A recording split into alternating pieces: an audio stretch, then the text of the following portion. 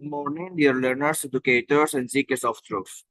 Today, we embark on a journey through the invisible traits that govern motion, balance, and interaction in our universe. Newton's laws of motion. These laws are not just formulas in a textbook, they are the choreography of creation, the rhythm of rockets and raindrops, submarines and satellites, drums and planets. Let's see Newton's first law, the law of inertia. Sir Isaac Newton's first law tells us an object at rest will remain at rest unless acted on by an unbalanced force. An object in motion will continue with constant speed and direction unless acted on by an unbalanced force. Newton's second law of motion. The acceleration of an object depends on the mass of the object and the amount of force applied. Newton's third law of motion. For every action force, there is a reaction force equal in strength and opposite in direction. So this is an overview of all the laws of motion. Now we are going to learn in details one by one. Newton's first law tells us that if there is no force acting on a moving object, it will continue in a straight line forever. If there was no force acting on a spacecraft, it would never turn and never orbit a planet. In space, a moving object will typically not move in a straight line because there is a force acting the object. This force is gravity, and it pulls the craft towards the Earth. This means that as a spacecraft moves past the Earth, it turns towards the Earth, forming a curved path. This curved path is known as an orbit. So this is a uniform motion. A spacecraft drifting silently in the vacuum of space, untouched by a friction of gravity, continues its path indefinitely. Another example is a train gliding on a straight track at a constant speed with no brakes or curbs is another example. Then we have non-uniform motion. Now picture a submarine navigating underwater. It must overcome water resistance, adjust buoyancy, and respond to pressure gradients. Forces act constantly. Thrust from its propellers, drag from the water, and lift from its shape. Its motion changes, adapting to the forces around it. Inertia explains many common events, such as why you move forward in your seat when a car stops suddenly. When the car stops, inertia keeps you moving forward. A force, such as the pull of a seatbelt, is required to change your motion. Inertia is not stubbornness, it's stability until steered. Let's move to Newton's second law, the law of acceleration. This law states that force equals mass times acceleration. It reveals how much an object resists acceleration, its inertial mass.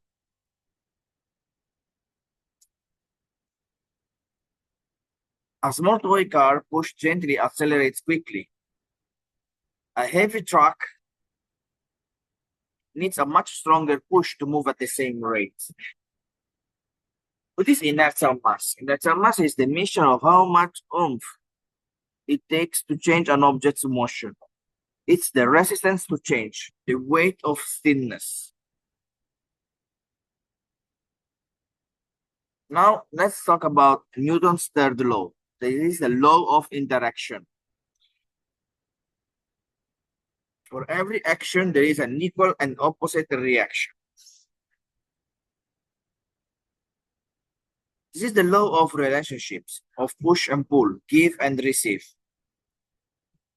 Let's explore some force pairs. A cat sits on the ground. The cat's weight pushed down, the ground pushes up it with equal force.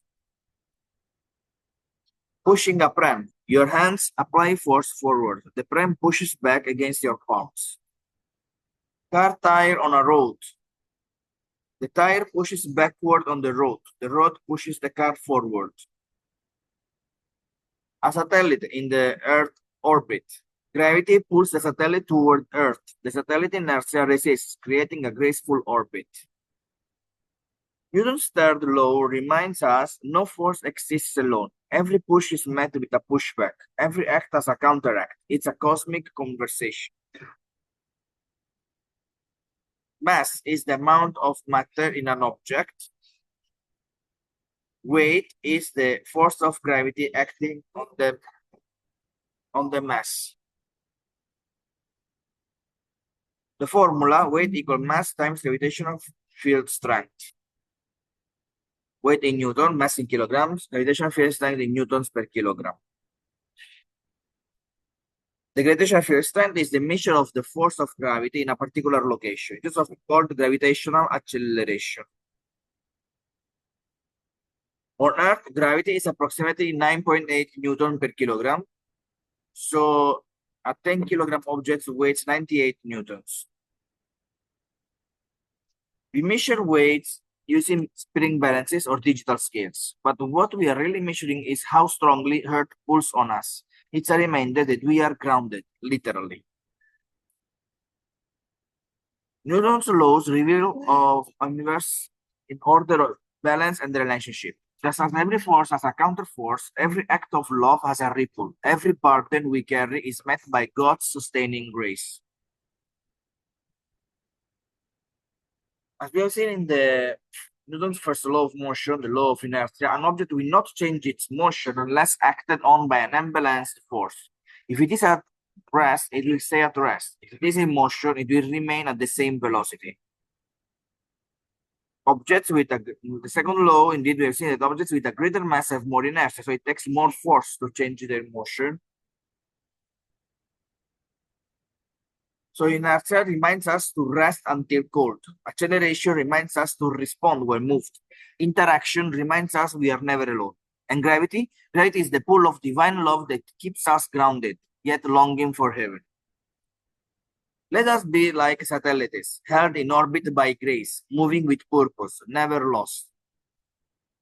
If this reflection stirred your curiosity, your heart, or your calling, I invite you to like, comment, share, and subscribe to the Learning Academy Foundation, where science meets soul, and learning becomes a lifelong dance. Together, let's keep moving with purpose, with wonder, and with love. Thank you.